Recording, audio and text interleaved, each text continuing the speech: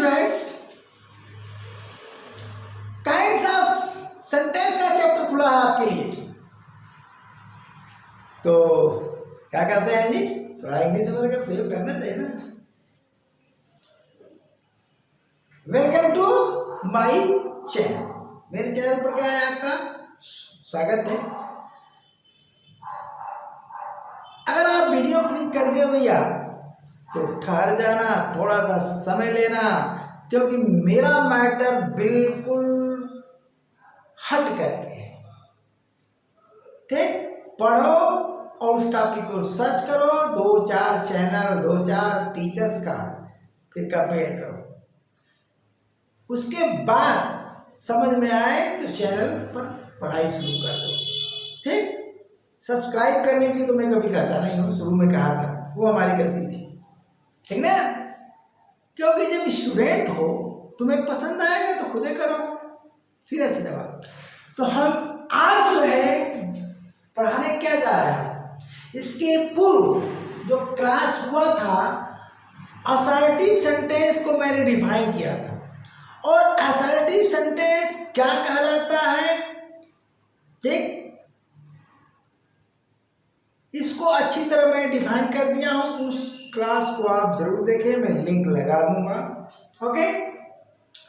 और I card में video भी लगा दूंगा, यहीं से क्लिक कर लीजिएगा। असर्टिव सेंटेंस 2 प्रकार के होते हैं, ये पहली वीडियो में पूरा चार्ट में बनाया था। इंग्लिश लैंग्वेज में जो पहला क्लास मैंने लिया था काइंड ऑफ सेंटेंस का, वहां पार्ट 1 नहीं लिखा था, केवल काइंड ऑफ सेंटेंस, लेकिन आपको टाइटल में मिलेगा, ओके। तो जो पार्ट 1 है उसमें कंप्लीट में चार्ट दे दिया था इंग्लिश लैंग्वेज में कितने तरह के सेंटेंसेस होते हैं। तो वहां पर आप देखेंगे कि असर्टिव सेंटेंस 2 प्रकार का। पहला प्रकार क्या होगा, अफर्मेटिव, और दूसरा क्या होगा, नेगेटिव सेंटेंस। तो आज के क्लास में अफर्मेटिव सेंटेंस आप पढ़ेंगे। अब अफर्मेटिव सेंटेंस की डिफिनीशन में इंग्लिश और हिंदी दोनों में दिया। अगर आप गूगल पर सर्च करोगे या यूट्यूब के तमाम टीचर्स जो पढ़ा रहे हो उनको सुनोगे तो जान जाओ कंफ्यूज्ड, बिल्कुल कंफ्यूज्ड, आपको समझ में नहीं आएगा। कल की क्लास में मैंने बताया था कि वक्ता क्या करता है, असर्टिव सेंटेंस द्वारा कोई इंफॉर्मेशन, डेटा या फैक्ट प्रोवाइड करता है और एटसेट्रा कर लीजिए। उस इंफॉर्मेशन, डेटा, फैक्ट के लिए मैं एक सिंगल वर्ड दे दिया था, इंफॉर्मेशन। डेटा देते हो तो जो डेटा पाएगा वो एक प्रकार की सूचना ही है, आप डेटा के रूप में। फैक्ट बोलते हो तो भी वो सूचना ही है, और मैसेज देते हो तो भी सूचना ही है। अरे जो कुछ प्रोवाइड करते हो सब इंफॉर्मेशन के अंतर्गत आता है। एक वर्ड आप ले लो, केवल इंफॉर्मेशन, कहीं कंफ्यूजन नहीं होगा। तो डेफिनेशन देखिए, ये असर्टिव सेंटेंस का पार्ट 1 है। असर्टिव सेंटेंस के पार्ट 2 में आप पढ़ेंगे नेगेटिव सेंटेंस। तो अफर्मेटिव सेंटेंस देखिए, असर्टिव सेंटेंस 2 प्रकार के होते हैं। उसमें पहला प्रकार है अफर्मेटिव सेंटेंस, हिंदी क्या है, सकारात्मक वाक्य या सकारात्मक वाक्य। तो कल मैं बताया था ऐसा असर्टिव सेंटेंस जिसकी सूचना स्वीकार करने योग्य हो तो अफर्मेटिव हो जाएगा, क्योंकि टू अफर का मतलब ही होता है स्वीकार करना। और जिसकी सूचना असकारात्मक हो या नकारात्मक हो, यहाँ और लगा दीजिए सकारात्मक, यहाँ न लगा दीजिए नकारात्मक, सब कीजिएगा, तब वह सेंटेंस निगेटिव सेंटेंस होता है। क्योंकि टू निगेट का मतलब होता है नकारना, अर्थात अस्वीकार करना। तो कल का क्लास देखिए, उसके पूर्व वाला क्लास मैं बस यही सजेस्ट करूंगा कि आप सीक्वेंस में पढ़िए। 20 से अगर आप पढ़ते हैं तो मेरा क्लास बिल्कुल नहीं आपको समझ में आएगा, कान पकड़ के सुन लीजिए, ठीक ना।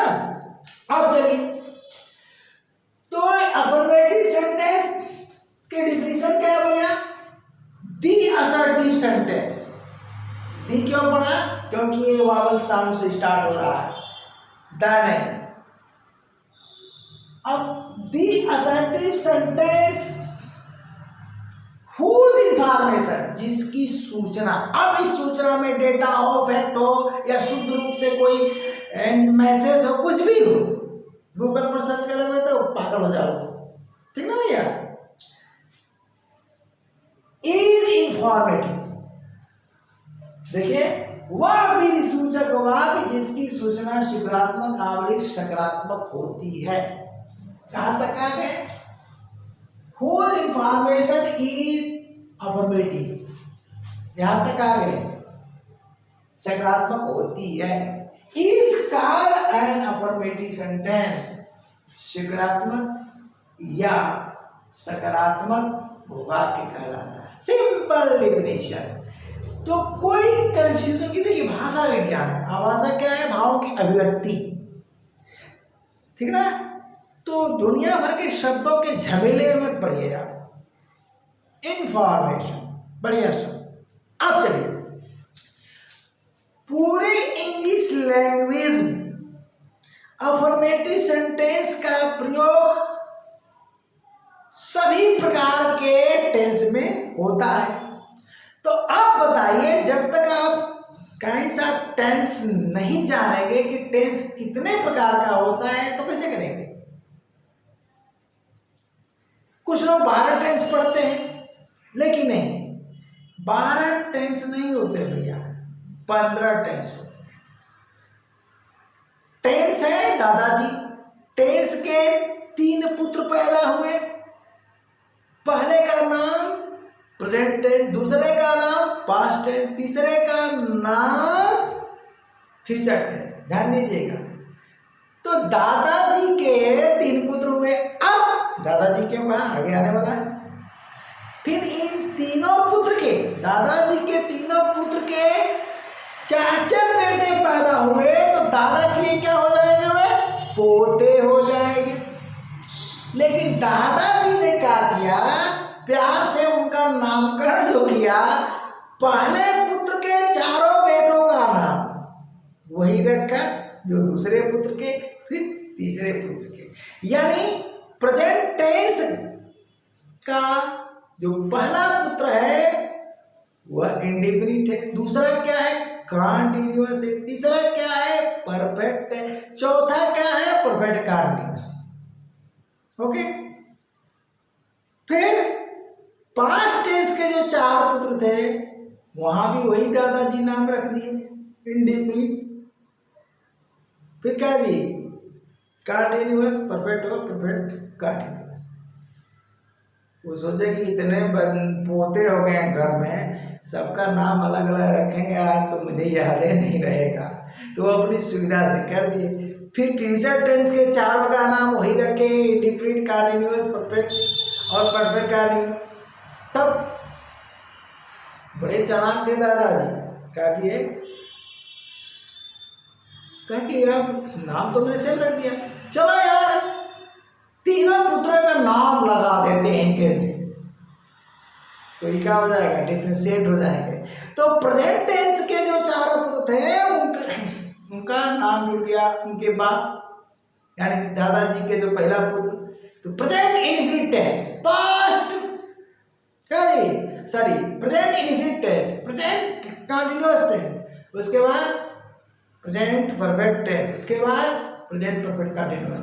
अब पास्ट वाले में इसी तरह से और फ्यूचर में। अब बताइए 3 पुत्र हैं टेंस के, present tense, past tense, future tense, और फिर तीनों के 4 पोते हो गए, तो 4 के 12 तो पोते हो गए, तो टेंस की संख्या यानी पोतों की संख्या 12 हो गई।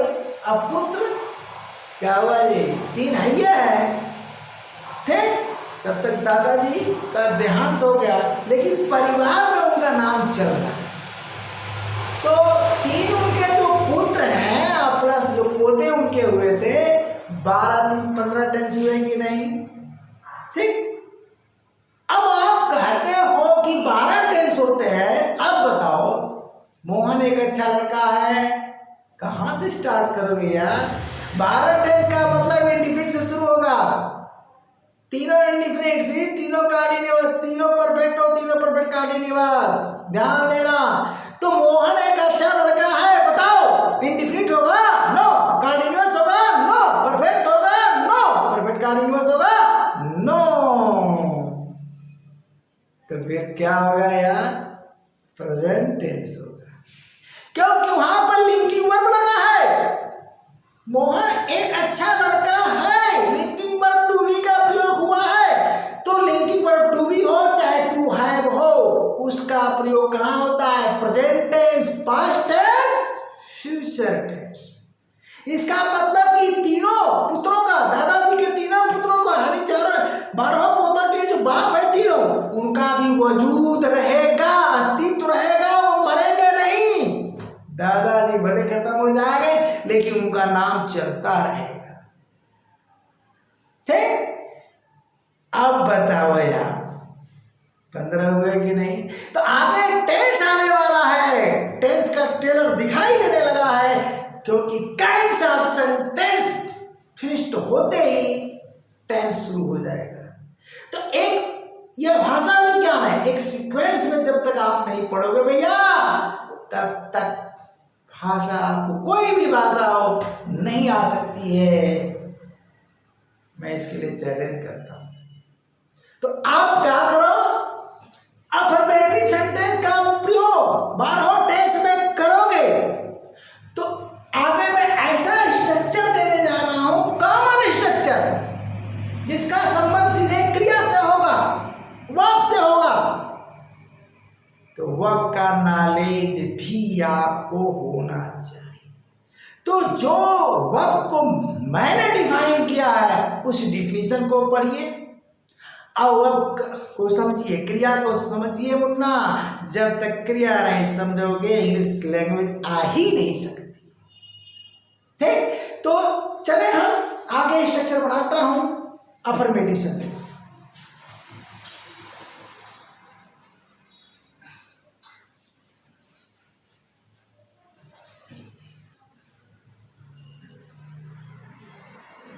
चलिए, तो अफर्मेटिव सेंटेंस का स्ट्रक्चर में बना देता हूं भैया।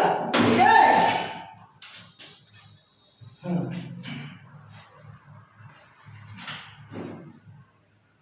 Sentence structure. अब यहां पर एक स्ट्रक्चर नहीं है, कई है। ठीक ना? सेंटेंस स्ट्रक्चर्स करता। ओके, ठीक है। सेंटेंस स्ट्रक्चर्स में अब देखिए structure number 1 first, structure number first, subject. भाई करता तो होगा ही, क्यों? क्योंकि आप असर्टिव सेंटेंस पढ़ रहे हो। विदाउट सब्जेक्ट तो सेंटेंस असर्टिव होता ही नहीं है। विदाउट सब्जेक्ट कहां से शुरू होगा जानते हो? Imperative sentence. ठीक है ना? तो चलते हैं, सब्जेक्ट तो लगेगा ही। अब सब्जेक्ट के बाद कौन सा पोर्शन? तो प्रेडिकेट पोर्शन। चैप्टर फिनिश्ड हो चुका है किसका? जी, सब्जेक्ट एंड प्रेडिकेट का, यानी पार्ट्स ऑफ सब्जेक्ट और पार्ट्स ऑफ प्रेडिकेट भी फिनिश्ड हो चुका है। तो उसे भी तैयार करिए, क्योंकि जल्दी ही टेंस आने वाला है। ठीक है? अब बताइए, अब पहला जो शब्द होता है हमारा, बोलिए, प्रेडिकेट का वर्ब होता है। कॉमन स्ट्रक्चर पूरे इंग्लिश लैंग्वेज की बात, वर्ब होता है। अगर इस वर्ब को हम ट्रांसिटिव माने, ध्यान दीजिएगा, चाहे इंट्रांसिटिव माने, एक में तो हो नहीं सकता है। ठीक है? तो हम क्या मान लेते हैं? ट्रांसिटिव। क्या मान लिए? ट्रांसिटिव। ओके। अब यहां पर एक चीज की बात होगी, क्या? ट्रांसिटिव और इंट्रांसिटिव वर्ब की शुरुआत कहां से होता है? इंडेफिनिट टेंसेस से। टेंसेस क्यों लगाया? अरे चाहे प्रेजेंट इंडिफिनिट से शुरू करो, चाहे पास्ट इंडिफिनिट से शुरू करो, चाहे फ्यूचर, 3 इंडिफिनिट टेंसेस हो गए, 3 क्या हो जाएंगे? अरे पोते, 3 पोते हो गए कि नहीं indefinite, present, past and future. इसी तरह से 3 क्या हो गए? कंटिन्यूअस टेंसेस हो गए, और 3 क्या हो जाएंगे जी? परफेक्ट टेंसेस हो जाएंगे, और 3 क्या हो जाएंगे जी? Perfect continuous tenses. तभी तो 12 हो गए। यानी दादाजी के पुत्रों के साथ वर्ब यानी ट्रांसिटिव वर्ब का प्रयोग नहीं होगा, और ना ही इंट्रांसिटिव का होगा, पोतों के साथ होगा। समझ गए होंगे हमारी बात? पोतों के साथ होगा। तो पोतों के साथ होगा तो प्रेजेंट इंडिफिनिट अफर्मेटिव पे कोई हेल्पिंग वर्ब लगता है? नहीं लगता है। पास्ट इंडिफिनिट टेंस में कोई हेल्पिंग वर्ब लगता है? नहीं लगता है। लेकिन फ्यूचर इंडिफिनिट से शुरू हो जाता है हेल्पिंग वर्ब, शुरू होता है। तो मैं क्या करने जा रहा हूं? देखिए, कॉमन स्ट्रक्चर। क्या करता हूं? Common structure. अब उस कॉमन स्ट्रक्चर में पूरी इंग्लिश लैंग्वेज में ये दौड़ेगा। कॉमन स्ट्रक्चर में मैं क्या कर रहा हूं? यहां पर हेल्पिंग वर्ब लिख देता हूं और इसे अंडर ब्रैकेट कर देता हूं। बोलिए, अंडर ब्रैकेट यानी अंडरस्टूड कर दिया। तो आप अंडरस्टूड कहां करोगे? प्रेजेंट इंडिफिनिट टेंस में। फिर कहां करोगे? पास्ट इंडिफिनिट टेंस में। लेकिन जैसे फ्यूचर इंडिफिनिट में जाओगे तो ब्रैकेट हटा दोगे तो क्या आ जाएगा? अरे भैया अगला भी शहर आ जाएगा, आएगा कि नहीं? फिर कंटिन्यूअस टेंस में जाओगे, प्रेजेंट कंटिन्यूअस में क्या आ जाएगा? इज बाहर आ जाएगा। पास्ट कंटिन्यूअस में जाओगे तो बार आ जाएगा, और फिर फ्यूचर में जाओगे तो विल शैल के साथ बी आ जाएगा। ये तो पूरा यार टेंस से खत्म हो जाएगा यहीं पर। ओके, फिर परफेक्ट में जाओगे तो क्या आ जाएगा? हैज आप लिखा है प्रेजेंट परफेक्ट में। फिर पास्ट परफेक्ट में क्या होगा? हैड आ जाएगा। और फ्यूचर परफेक्ट में क्या हो जाएगा? विल आप लिख सैड प्लस हैड, जान दो एक और बढ़ जाएगा। उसके बाद क्रिया का थर्ड फॉर्म आ जाएगा। तो यहाँ मैं एक कॉमन स्ट्रक्चर दे रहा हूं, यानी हेल्पिंग वर्ब का जहां आवश्यकता है कंटिन्यू टेंस करो, नहीं तो मत करो। अब चलते हैं। अब आपका जो मेन वर्ब है, main verb M for main और B for verb. Main verb को मैं क्या बना दिया? ट्रांसिटिव बना दिया। क्या बना दिया? ट्रांसिटिव बना दिया। तो यह ट्रांसिटिव है तो बोलिए ऑब्जेक्ट चाहिए ना। अब चाहे यह ऑलवेज ट्रांसिटिव हो या बोथ की श्रेणी से आती हो, वर्ब का चैप्टर पढ़ो, पार्ट्स ऑफ सब्जेक्ट पढ़ो, पार्ट्स ऑफ प्रेडिकेट पढ़ो। ओके, तो यह कहाँ मिलेगा आपको? पार्ट्स ऑफ प्रेडिकेट में मिलेगा और वर्ब के चैप्टर में मिलेगा। तो यहाँ क्या ऑब्जेक्ट लगेगा ही लगेगा। ठीक, सेंटेंस फुल स्टॉप यहाँ हो सकता है। तो एक स्ट्रक्चर मैंने बना दिया। अब सेकेंड स्ट्रक्चर की मैं बात करता हूँ। सेकेंड स्ट्रक्चर लेता हूं तो फिर क्या करो भैया? सब्जेक्ट लिख दो और हेल्पिंग वर्ब की जरूरत है तो लगा लेना। ठीक, नहीं जरूरत है तो मत लगाना। और फिर से क्या लिखते हैं? Transitive verb. अब एडिशनल अगर वर्ड कोई आता है तो बताइए, ये एडिशनल वर्ड आएगा तो क्या होगा? ध्यान दीजिएगा, एडिशनल वर्ड अगर आता है तो वह होगा कॉम्प्लीमेंट। क्या होगा? कॉम्प्लीमेंट। अब सवाल यह है कि कौन सा कॉम्प्लीमेंट? यहां मैं लिख देता हूं ऑर्डिनरी कॉम्प्लीमेंट। क्यों? अगर ऑब्जेक्टिव कॉम्प्लीमेंट होगा तो ये क्या हो जाएगी? मेन वर्ब हमारी फैक्टिव हो जाएगी। तो यहां पर मैं लिख देता हूं भैया, बोलिए ऑर्डिनरी कॉम्प्लीमेंट। ठीक है, कॉम्प्लीमेंट। ओके, आ रहा है नहीं बाबू? देखो, ओके। अब चलिए, अगर इस कॉम्प्लीमेंट के स्थान पर ऑब्जेक्टिव कॉम्प्लीमेंट आ जाए तो एक स्ट्रक्चर और बनेगा। क्या बनेगा भैया? एक स्ट्रक्चर और बनेगा। क्या बनेगा? चलो तो एक स्ट्रक्चर और बना देता हूं, क्या, सब्जेक्ट प्लस हेल्पिंग वर्ब और प्लस हम यहां लिखने जा रहे हैं, जानते हो ना, ऑब्जेक्टिव कॉम्प्लीमेंट। तो आपका जो ट्रांजिटिव वर्ब किसमें चेंज हो जाएगी, अरे ट्रांजिटिव वर्ब चेंज हो जाएगी फैक्टिटिव वर्ब में। पढ़ चुके हो, नहीं पढ़े हो तो पढ़ो, लिंक लगा दूंगा, आई कार्ड में भी लगा दूंगा, पढ़ लेना। तो क्या करो भैया, अब यहाँ क्या करो, ऑब्जेक्ट, और यहाँ क्या करो, ऑब्जेक्टिव कॉम्प्लीमेंट। क्या करोगे, ऑब्जेक्टिव कॉम्प्लीमेंट। चलो भैया आप चलिए, ट्रांजिटिव वर्ब, क्योंकि पैटिटिव भी ट्रांजिटिव भी होती है, उसी से उत्पन्न होती है, से बनने वाले वाक्यों का जो स्ट्रक्चर होता है, 3 स्ट्रक्चर्स होते हैं पूरी इंग्लिश लैंग्वेज में।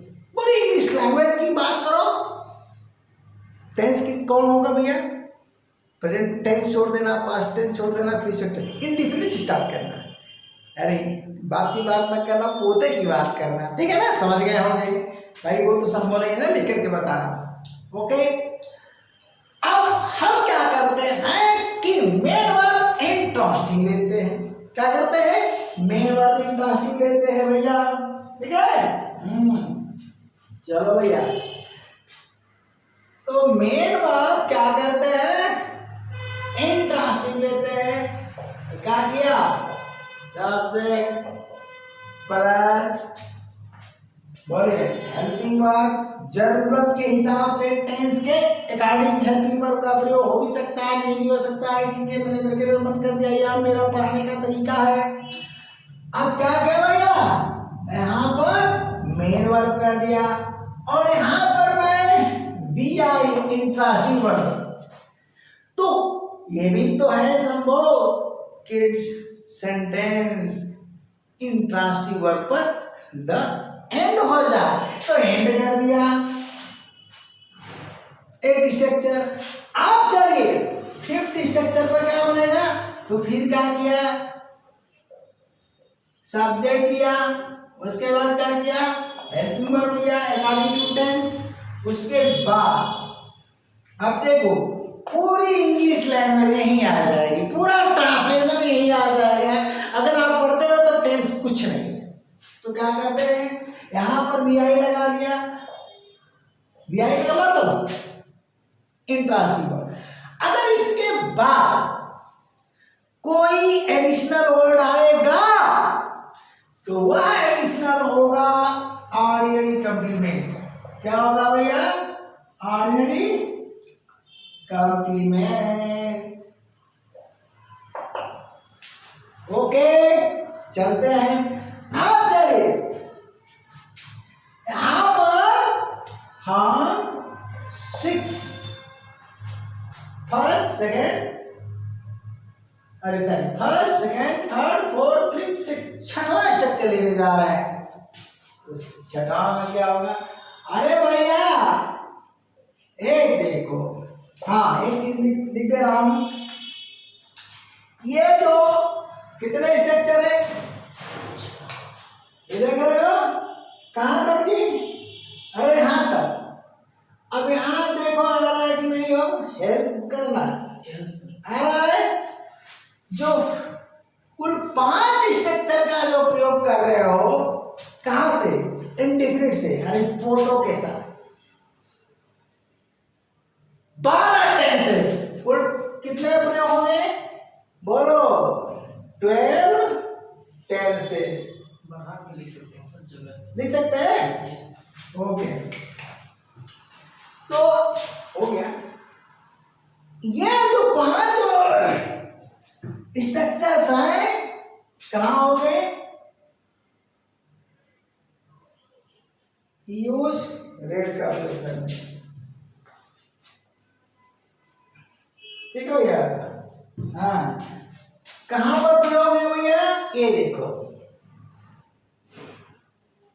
Use in 12 tenses. अब इसको मौखिक सुन लीजिए।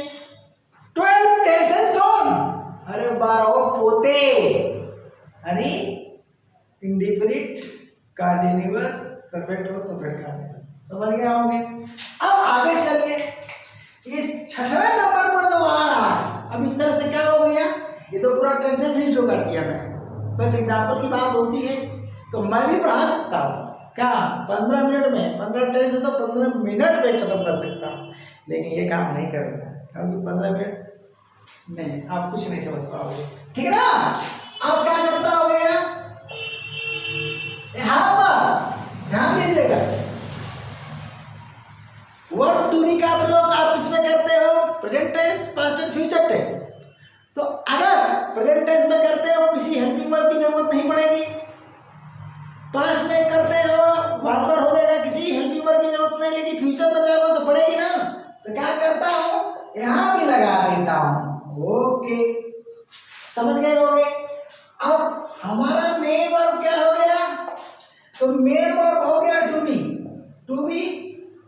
अब बोलो, तो मेन वर्ब के स्थान पर अगर टू बी है या नहीं, टू कल का मतलब इज एम आर वर्ब, तो इज एम आर का प्रयोग करते हैं, कोई हेल्पिंग वर्ब नहीं लगेगा, प्रेजेंट टेंस होगा।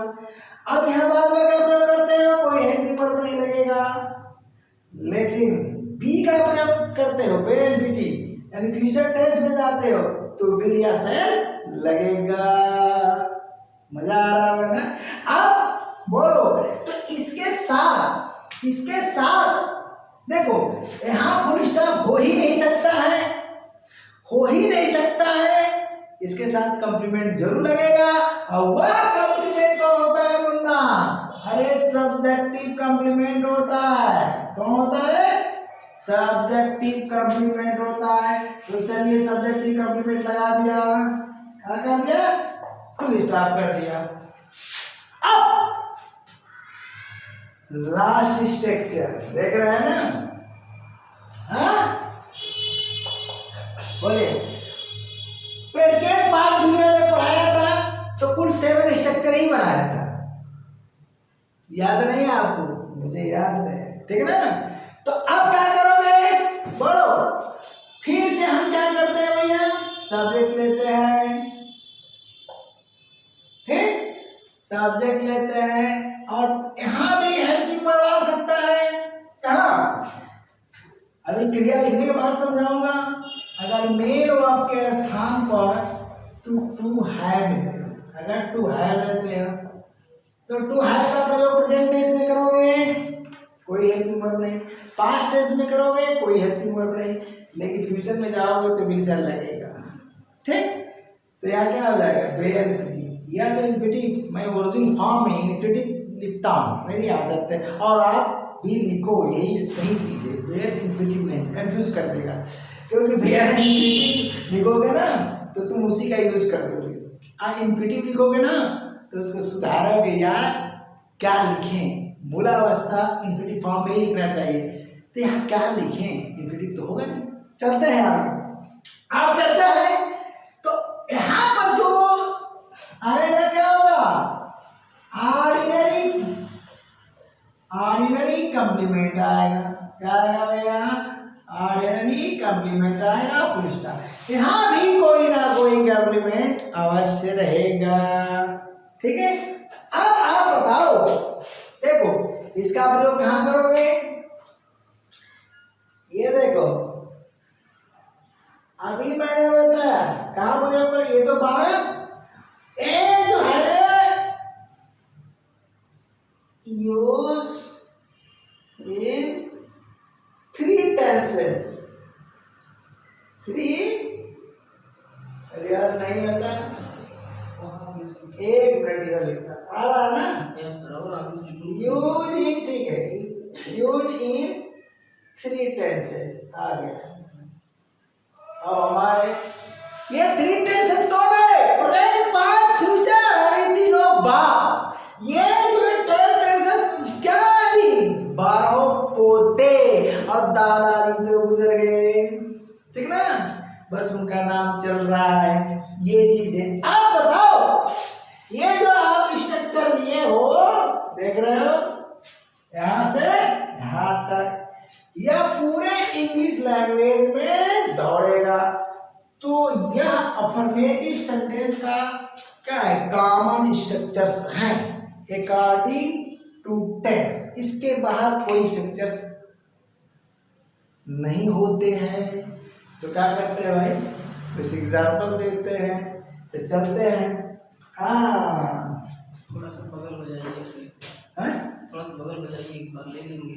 अच्छा स्क्रीन शॉट हट गए भाई, ले ले आप एक फोटो खींच लो भैया, ठीक है, स्क्रीन शॉट ले लो, बड़े काम की चीज, ठीक है। वीडियो अच्छा लगे तो क्या करना है यार, अरे कुछ भेज देना, थैंक यू लिख करके कमेंट में, लाइक करो या मत करो, है सब्सक्राइब करो या मत करो। चलते हैं, तो अब हम फटाफट शुरू करते हैं।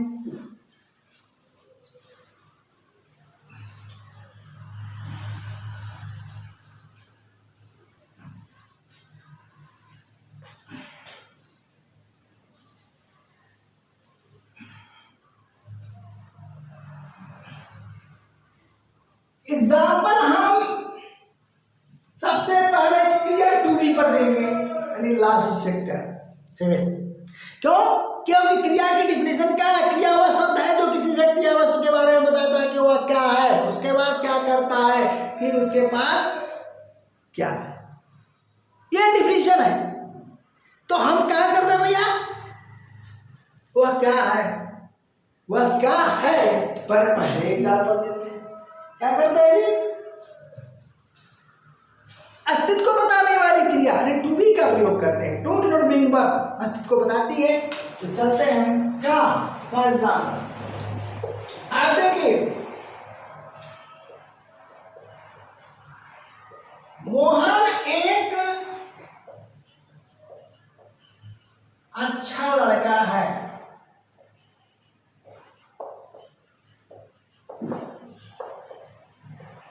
आप कहते हो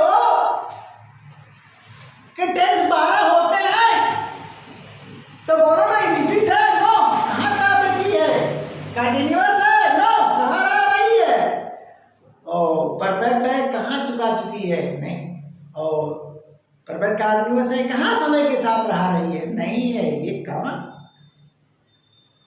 क्रिया, कौन है भैया, क्रिया है टू बी। क्रिया क्या है, होना, क्रिया है टू बी, ध्यान देना। इस है से पहचानोगे कि वह प्रेजेंट टेंस है, और है के साथ अगर तादेती लगता है तो पहचानोगे इंडिफिनिट है, रहा रही लगता है तो कंटीन्यूअस है, और चुका चुकी है तो परफेक्ट है, और समय के साथ रह रही है तो प्रेजेंट परफेक्ट कंटीन्यूअस है। टेंस आ रहा है, बहुत मजेदार। तो बोलो कौन सा टेंस है, अरे इसके साथ तो तादेती रहा रही कुछ लगा ही नहीं है, तो 12 टेंस पढ़ाने वाले सावधान हो जाओ, बिल्कुल रॉन्ग पढ़ाते हो। अब बेटा पढ़ने वाले सावधान हो जाओ, आपको गलत पढ़ाया जाता है। तो यह है प्रेजेंट टेंस, बोलो क्या हुआ, यह है प्रेजेंट टेंस। तो तीनों भाव का वजूद है, खुद में वजूद है, बोलो वजूद है, अस्तित्व है। तो क्या वाले, Mohan is a good student, हो गया कि नहीं। अब इस बात से कहा नहीं, मोहन एक अच्छा लड़का है, Mohan is a good student, good boy रहेगा ना, अरे सॉरी, हाँ गलत हो गया, स्टूडेंट नहीं भैया, लड़का, गुड बॉय है, हमने ध्यान नहीं दिया कि बॉय लिखा है कि छात्र लिखा। चलिए, तो Mohan is a good boy. अब बताओ आप, इस वाक्य द्वारा कौन सी इंफॉर्मेशन मिल रही है,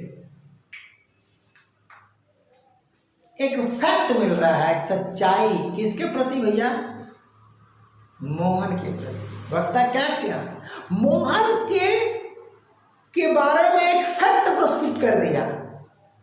तो ये भी तो सोचना है आपके लिए, लिसनर के लिए क्या हुआ, ये वक्ता ने एक फैक्ट प्रोवाइड किया, तो लिसनर के लिए तो ये सूचना ही तो है। किस रूप में? फैक्ट के रूप में। चलते हैं भाई, आप देखो स्ट्रक्चर बोलो, कौन सा स्ट्रक्चर है? तो ये गया स्ट्रक्चर नंबर 7, अरे 6 सॉरी 6 स्ट्रक्चर नंबर 6। ठीक है, अब क्या करोगे? मोहन, ठीक है नहीं? मोहन के पास साइकिल है, साइकिल है। मोहन के सॉरी पास छूट गया। मोहन के पास क्या भैया? साइकिल है। तू जो बिलोंगिंग मत ध्यान देना, के पास होना, के पास होना किस क्रिया का प्रयोग? किसका प्रयोग? टू हैव का प्रयोग। टू हैव का किस स्ट्रक्चर में जाएगा? 7th में जाएगा। कौन सा टेंस है? अरे है तो टेंस है कहाँ दे? प्रेजेंट टेंस, यानी प्रेजेंट टेंस, इंडिफिनिट नहीं, कंटीन्यूअस नहीं, कुछ नहीं। तो प्रेजेंट टेंस में आप प्रयोग करोगे किसका? दी क्रिया टू हैव का। To show belonging verb cycle और मोहन के बीच संबंध को स्थापित कर रही है। तो क्या करोगे? ये देखो, Mohan has a bicycle. Structure बोलो, बोलो स्ट्रक्चर नंबर क्या है? स्ट्रक्चर नंबर क्या है? एक मिनट, कैसे लिख रहा? हाँ 1 मिनट, ये है 7th है। अगर इसको ले जाओगे, इसको ले जाओगे पास्ट टेंस में तो क्या हो जाएगा? वहां हो जाएगा। इसको ले जाओगे तो यहाँ हेड हो जाएगा। इसको ले जाओगे फ्यूचर टेंस में तो क्या हो जाएगा?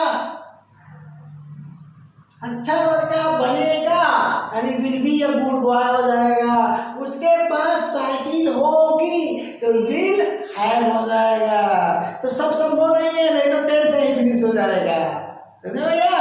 तो हम केवल स्ट्रक्चर समझाएंगे। आप बताओ सूचना क्या है? अफर्मेटिव, सकारात्मक है, अच्छा लड़का है। सूचना क्या है? हाँ, उसके पास साइकिल है, जाओ मिल जाएगी।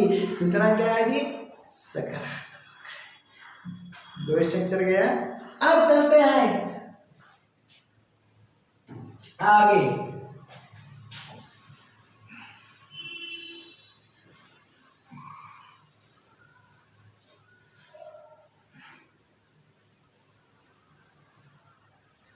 हम कहते हैं सोहन एक अच्छा छात्र है। सोहन एक अच्छा छात्र है। कहाँ गया? Structure number 6। उसके पास ढेर सारी किताबें हैं। कहाँ गया? Structure number 7। हम कहते हैं सोहन विज्ञान पढ़ता है। सोहन विज्ञान पढ़ता है, सोहन मेहनत करता है। बोलिए,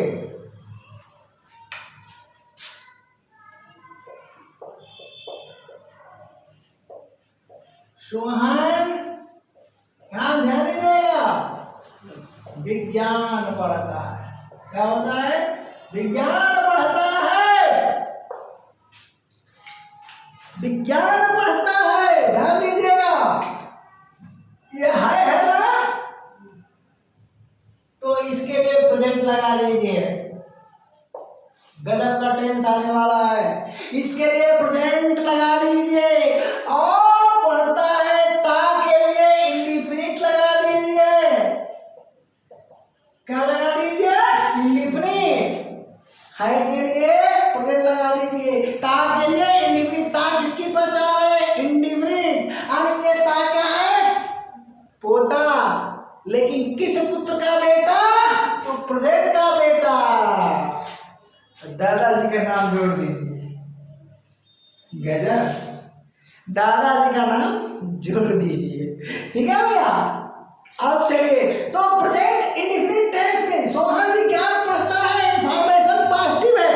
अफर्मेटिव सेंटेंस को क्या कहते हैं, चार्ट में दिया हो। पासिव सेंटेंस भी कहा जाता है, यहां पर मैंने नहीं लिखा तो लिख लीजिएगा। ये क्या भैया, और करके क्या है, पॉजिटिव सेंटेंस भी कहलाता है, पॉजिटिव सेंटेंस। आप लिख सकते हो, पहले की वीडियो में मैं चार्ट में दिया हूं तो नोट कर लेना। वो सूचना क्या है जी, सकारात्मक है, सकारात्मक है। टेंस क्या है जी, प्रेजेंट इंडेफिनिट। तो हम क्या करते हैं, सोहन। अब सोहन भैया सिंगुलर है, बोलो पढ़ना की अंग्रेजी क्या लिखोगे। जनरली लोग रीड पढ़ते हैं और पढ़ा भी देते हैं। अरे भैया, रीड का मतलब वाचना होता है, वाचना यानी ऊपरी ऊपरी तौर से। रामचरितमानस वाचा जाता है, कुरान वाचा जाता है, बाइबल वाची जाती है, लेकिन सेंस अगर है पढ़ना, अध्ययन करना यानी समझ कर पढ़ना, तो समझ कर पढ़ना के लिए स्टडी। और हवा में ऐसे बस उपन्यास क्या है जी, वाचना यानी रीड। उपन्यास के लिए रीड लगाओगे, रामचरितमानस के लिए रीड लगाओगे, और बाइबल और कुरान के लिए रीड लगाओगे। और हिंदी के लिए भैया दोनों लगेगा, रीड और स्टडी दोनों लगेगा। सब टेंस में अंतर बताया जाएगा। लेकिन साइंस के लिए तो रीड नहीं लगाओगे, रीड करने से काम नहीं चलेगा। तो क्या करो, पढ़ता है, ये सिंगुलर है, यहाँ क्या कर दो भैया, यस्टरडीज। और साइंस क्या है, the name of subject, no article, no article. Article का चैप्टर फिनिश्ड है, पढ़ जाओ। तो क्या है, साइंस। क्या हो जाएगा, साइंस। हो गया ना भैया। अब बोलो क्या है, अरे भाई ये तो आपका मेन वर्ड है, अरे ये आपका मेन वर्ड है जो ट्रांसिटिव है, क्योंकि ये ऑब्जेक्ट है। तो बोलो स्ट्रक्चर फर्स्ट है कि नहीं, तो स्ट्रक्चर फर्स्ट है। अब इसे स्ट्रक्चर सेकेंड में ले जाना चाहते हो तो ले चलो, देखो कैसे जाता है सोहन, ठीक है जी, विश्वविद्यालय में। क्या जी, सोहन विश्व, ठीक है जी, विद्यालय में क्या पढ़ता है, विज्ञान पढ़ता है, विज्ञान पढ़ता है। तो टेंस तो हमारा वही है, टेंस बदला नहीं बदला, क्योंकि का है तो क्या हुआ भैया, प्रेजेंट इंडेफिनिट। क्या हुआ, प्रेजेंट इंडेफिनिट हुआ, प्रेजेंट इंडेफिनिट टेंस हुआ। बोलो टेंस तो बदला नहीं, कुछ नहीं बदला। अरे भैया ये विश्वविद्यालय में आ गया कॉम्प्लीमेंट, और यह कॉम्प्लीमेंट क्या है, ऑब्जेक्ट के बाद क्या होगा, ऑर्डिनरी कॉम्प्लीमेंट भी आ सकता है और ऑब्जेक्टिव भी आ सकता है।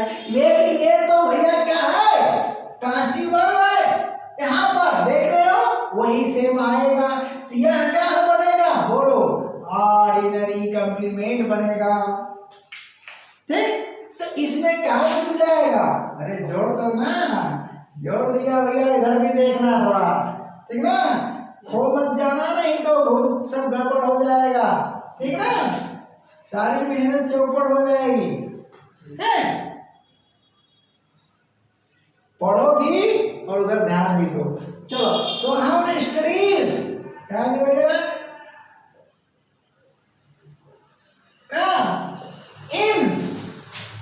यूनिवर्सिटी के पहले कोई आर्टिकल नहीं लगेगा, क्योंकि वहाँ उद्देश्य पूरा हो रहा है, यूनिवर्सिटी पढ़ने लिखने के लिए है, इसलिए आर्टिकल का प्रयोग नहीं होगा। तो क्या करोगे, ये यूनिवर्सिटी, यूनिवर्सिटी। आप बताओ सीधा मैं स्ट्रक्चर बनाता हूँ और पार्ट वाइज अंडरलाइन करता हूँ। एक पार्ट हुआ, दो पार्ट हुआ, 3 हुआ और 4 हुआ और स्ट्रक्चर नंबर बोलो भैया सेकेंड हुआ। तो ये सब्जेक्ट हुआ, मेन वर्ब टास्क हुआ, ये ऑब्जेक्ट हुआ, ये ऑर्डिनरी कंप्लीमेंट। तो आप क्या करोगे, स्ट्रक्चर में सेट कर दोगे। कैसे? अरे यहाँ प्लस मार दो, यहाँ प्लस मार दो, स्ट्रक्चर में देखो कि मैच कर रहा है कि नहीं। स्ट्रक्चर पकड़ने का यही तरीका है, ठीक ना। एक एक पॉइंट को अंडरलाइन करो और प्लस प्लस लिख दो। बोलो किस में है ये, स्ट्रक्चर सेकेंड में है, ठीक है ना भैया।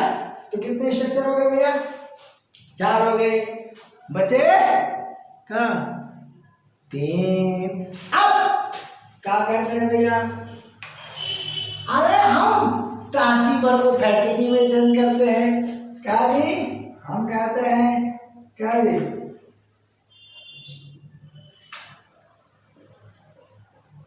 मैं उसे नाचते हुए देखा, मैं उसे नाचते हुए देखा, नाचते हुए देखा। तो भैया देखा टेंस का है, टेंस के वाक्य के अंत में क्या है, आ ए ई आएगा तो पास्ट इंडेफिनिट होना आता है, चाहे ता रहे या न रहे।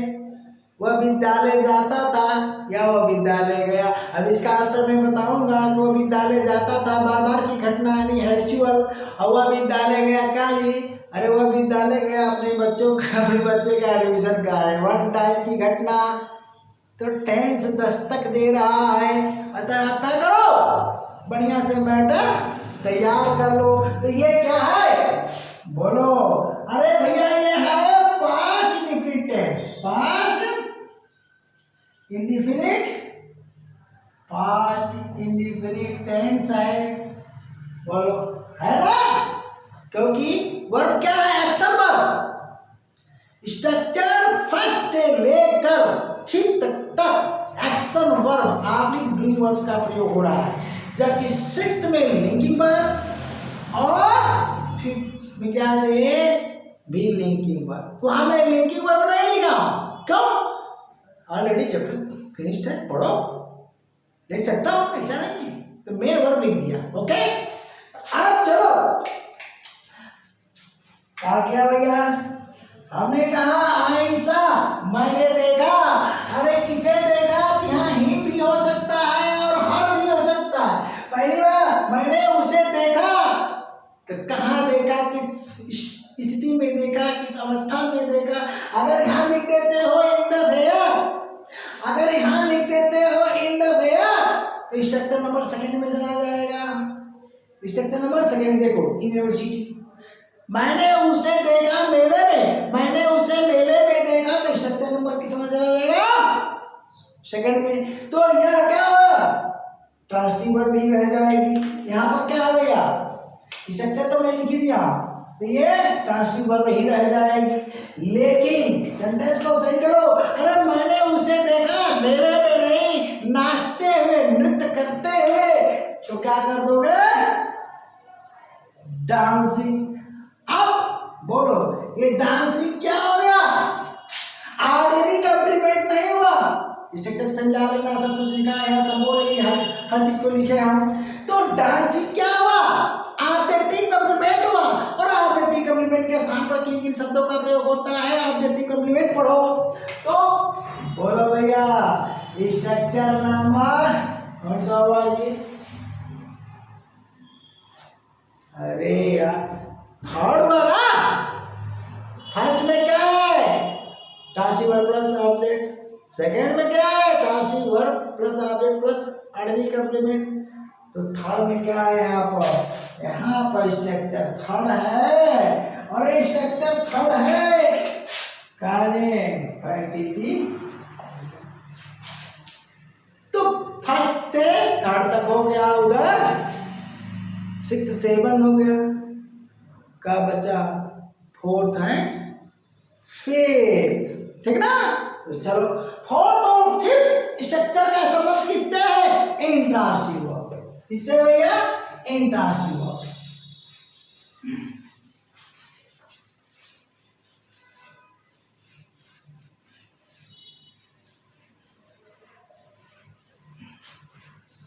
आप देखो तो इंट्रांसिटिव है तो ऑलवेज इंट्रांसिटिव हो सकती है या बहुत की श्रेणी यानी इंट्रांसिटिव और इंट्रांसिटिव दोनों से आ सकती है।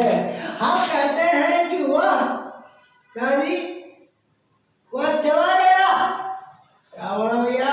वह चला गया, वह चला गया। सेंटेंस के अंत में आ ए ई आता है, बिना ताते ती के तो पास्ट इंडिफिनिट होगा। क्या होगा? पास्ट इंडिफिनिट टेंस होगा। पास्ट इंडिफिनिट टेंस होगा भैया। तो चलिए पास्ट इंडिफिनिट टेंस लिख दिया, वह चला गया। तो पास्ट इंडिफिनिट का नियम क्या होता है? किसी भी सब्जेक्ट के साथ, बोलो जी, सेकंड फॉर्म अभी भी दिया था मैंने देखा, ठीक है जी। आप बताइए वह चला गया तो ही के साथ क्या हो जाएगा? Main full stop. सेंस हमारा पॉजिटिव है, इन्फॉर्मेशन हमारा सकारात्मक है और यह हवा के पूरा भाव दे रहा है। बताइए कौन सा स्ट्रक्चर है? अरे यूनियन शब्द है, एक शब्द है यहाँ सब्जेक्ट और एक है यहाँ पर इंट्रांसिटिव वर्ब। तो बोलिए स्ट्रक्चर नंबर कौन सा हुआ? 4 हुआ कि नहीं हुआ? मैच कराइए। स्ट्रक्चर हुआ 4 हुआ कि नहीं हुआ? तो हुआ। और अब इसमें आप कॉम्प्लीमेंट लगाना चाहते हो तो ऑलरेडी कॉम्प्लीमेंट क्या लग सकता है? वाह कारी आज, वह आज चला गया। तो यहाँ पर ये कॉम्प्लीमेंट लग गया। कौन सा कॉम्प्लीमेंट? तो यही तो है ऑलरेडी कॉम्प्लीमेंट। तो क्या करते हैं? टेंस तो वही रहेगा, ठीक है भैया। अब ये स्ट्रक्चर चेंज हो जाएगा। स्ट्रक्चर क्या हो जाएगा? फिफ्थ बन जाएगा। क्योंकि यहाँ पर क्या लगा दिए हम? अरे भाई ऑर्डिनरी कॉम्प्लीमेंट लगा दिए, ऑर्डिनरी कॉम्प्लीमेंट लगा दिए। तो पूरा टेंशन में पढ़ा के रख दिया भैया, थोड़ा सा समझ में तो हो जाएगा, ठीक ना। तो आप बताओ क्या हो जाएगा? ही वेंट टुडे, और होगा कि नहीं हुआ? तो स्ट्रक्चर कौन सा है? ये स्ट्रक्चर है आपका फिफ्थ। ये टुडे क्या है? ऑलरेडी कॉम्प्लीमेंट, दोनों जगह में लिखा हुआ। फालतू का समय क्यों बर्बाद करूं, ठीक है। अब चलो, अभी तक कोई बात ऐसा नहीं आया कि जिसमें हेल्पिंग वर्ब का प्रयोग किया गया, ठीक ना। क्योंकि मैंने प्रेजेंट टेंस पास्ट टेंस ही लिया और फिर उसी का इंडेफिनिट लिया। फ्यूचर टेंस अगर लेते हैं तो देखो, फ्यूचर टेंस लेते हो या कोई टेंस लेते हो तो स्ट्रक्चर तो आपको पकड़ना है। स्ट्रक्चर क्या है? ये कॉमन स्ट्रक्चर बनेगा, पूरी इंग्लिश लैंग्वेज में दौड़ेगा। हम कहते हैं कि वो चिकित्सक बनेगा, वह चिकित्सक बनेगा। ये देखो वह काली, ये वह भाई, वह चिकित्सक बनेगा, बनेगा, ठीक है। तो क्रिया पकड़ना पड़ेगा। ये क्रिया क्या है? होना, बनना, रहना, यानी क्रिया क्या है भाई? टू बी है। कब बनेगा? भविष्य में। टेंस क्या है हमारा? जब क्रिया टू बी है, आंख बंद करके इंडिफिनिट वाले पर गागे की देख करके और ठोक दोगे फ्यूचर इंडिफिनिट में तो गलत हो जाएगा। सबसे पहले क्या होता है? ट्रांसलेशन के लिए क्रिया पकड़ना होता है कि कौन सी क्रिया है। तो क्रिया के बाद ही आप समझ पाओगे कौन सा टेंस है। तो अब क्रिया टू बी है तो गागे की के साथ क्या बनेगा? अरे भाई फ्यूचर टेंस बनेगा, फ्यूचर टेंस बनेगा, फ्यूचर इंडिफिनिट नहीं बनेगा, फ्यूचर इंडिफिनिट नहीं बनेगा। तो आप बताओ क्या हो जाएगा? तो ही हुआ। स्ट्रक्चर कौन है? स्ट्रक्चर कौन है? सिक्स्थ वाला स्ट्रक्चर है, यानी टू बी के साथ कौन सा स्ट्रक्चर मैंने दिया? बोलो। अरे भैया स्ट्रक्चर नंबर 6 दिया, मैच करा लेना। अब यहाँ हेल्पिंग वर्ब आ रहा है, तो यहाँ पर हेल्पिंग वर्ब आ रहा है, ही के साथ क्या है? विल। अब अगर यही प्रेजेंट टेंस में कि वह चिकित्सक है तो इज रहता, is a doctor, he is a doctor, वह चिकित्सक था, ही वाज अ डॉक्टर, लेकिन भेज दिया फ्यूचर टेंस में, अभी है नहीं न था, भविष्य में बनेगा, मेडिकल की तैयारी करेगा, तो यहाँ पर बेयर इन्फिनिटिव आ जाएगा, क्रिया का फर्स्ट फॉर्म बेयर इन्फिनिटिव के रूप में क्या हो जाएगा भैया, डॉक्टर हो जाएगा।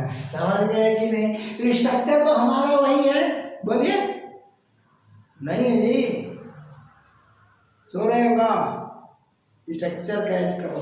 तो अब ये है, अब यहाँ पर क्या हुआ, विल है आपका हेल्पिंग वर्ब और ये है आपका मेन वर्ब, और मेन वर्ब है लिंकिंग वर्ब टू बी, और टू बी का कौन सा फॉर्म, बेयर इन्फिनिटी। तो इसके लिए कहाँ जाना पड़ेगा आपको, पूरा वर्ब का चैप्टर पढ़ो, सब्जेक्ट पढ़ो, प्रेडिकेट पढ़ो, एक सिस्टम में जाओ, अंग्रेजी घर बैठे ऐसी इंग्लिश मिलेगी, सोच भी नहीं सकते हो। अब देखो एक बात टू हैव पर देता हूं, क्या भैया, उसके पास देखो, उसके पास कार है, अगर मैं कार है लिखता हूं तो प्रेजेंट टेंस में क्या लगेगा, है लगेगा, उसके पास कार थी तो पास्ट टेंस में क्या लगेगा, है लगेगा, लेकिन यहाँ पर मैं लिखता हूँ उसके पास कार होगी, तो भैया ये गागे जी के चक्कर में, गागे जी के चक्कर में तुम फेल मत हो जाना, उसके पास कार होगी, गागे जी देगा और फ्यूचर इनफिनिट में लेके चला गया, बिल्कुल ना, ऐसा करोगे तो आगे ना तुम्हें एक्टिव पैसिव आएगा, ना तो ही डायरेक्ट नरेशन इनडायरेक्ट नरेशन आएगा, ठीक ना। तो ये क्या हुआ, बोलो, फ्यूचर टेंस हुआ, ठीक, फ्यूचर टेंस हुआ। अब फ्यूचर टेंस में ये क्रिया को पहचानना है, के पास होना, तो के पास होने का मतलब टू हैव है, और टू हैव का मतलब कि स्ट्रक्चर सीमेंट है, बोलो। अब यहाँ पर देखो तो क्या हो जाएगा, हेल्पिंग वर्ब आएगा, क्योंकि फ्यूचर टेंस में किसी भी सब्जेक्ट के साथ नहीं, सिंगुलर सब्जेक्ट यानी एआईएस, देखो आई और बी के साथ सर का प्रयोग होता है और आठ रिमेनिंग सब्जेक्ट के साथ सर का प्रयोग होता है, तो ही क्या है, ही के साथ मिल का प्रयोग होगा, और यहाँ पर जैसे यहाँ पर बी मूलावस्था में आ रही है मेन वर्ब बन करके लिंकिंग वर्ब के रूप में, उसी तरह यहाँ पर हैव आएगा, हैव अ कार, ये देखो तो हैव अ कार। अब यहाँ पर क्या हुआ भैया, अरे यहाँ पर ये लग गया हेल्पिंग वर्ब, और ये क्या हो गया, मेन वर्ब, और मेन वर्ब क्या है हमारा लिंकिंग वर्ब, और लिंकिंग वर्ब कौन सा है, टू हैव, क्या है, टू हैव, ठीक है। इसका मतलब सिस्टम में आओ पढ़ो, बार-बार मैं बातें दोहराता हूँ, छुई मुई नहीं है इंग्लिश लैंग्वेज। तो अब यहाँ पर इसके अलावा कोई स्ट्रक्चर होता नहीं है, इन पूरे इंग्लिश लैंग्वेज को मैंने समराइज कर दिया, तो टेस्ट क्या है, कुछ नहीं है। तो भैया टाइम काफ़ी हो गया होगा, तो हम जल्दी से बंद करते हैं, नहीं तो आप परेशान हो जाते हैं ना। तो अगले क्लास में क्या होगा, नेगेटिव सेंटेंस। अगले क्लास तक के लिए tata bye bye, thank you.